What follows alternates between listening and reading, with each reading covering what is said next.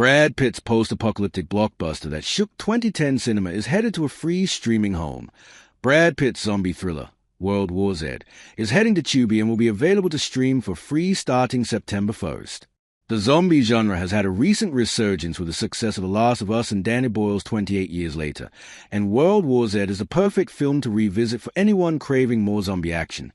The 2013 hit was one of the biggest zombie blockbusters ever, and it grossed $540 million worldwide. It also became Pitt's highest-grossing film for years before F1 finally surpassed it. The film follows Jerry Lane, a former UN investigator played by Pitt, as he races across the globe to track down the source of a deadly zombie infection and hopefully find a cure. Pitt's performance here feels nothing like his usual roles in Fight Club, Once Upon a Time in Hollywood, or Inglourious Bastards. There's no charming rebel or over-the-top swagger this time. Instead, he plays a much more subdued and grounded guy who looks like he hasn't slept in days, doing whatever it takes to keep his family safe.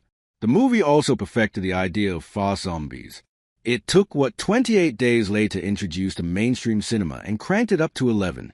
These zombies swarm like a tidal wave and pile on top of each other to scale massive walls and even take down helicopters mid-air. But what makes World War Z work so well is that the film doesn't just rely on big action set pieces. It adds small, realistic details that make the world feel believable. One of the best examples is when Jerry duct tapes magazines to his arms for protection. It's such a simple move, something everyone has probably imagined doing during a zombie outbreak, yet hardly any movie actually shows it.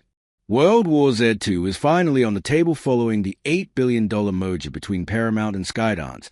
CEO David Ellison confirmed in an interview that World War Z is among the studio's top priorities, alongside franchises like Top Gun and Star Trek.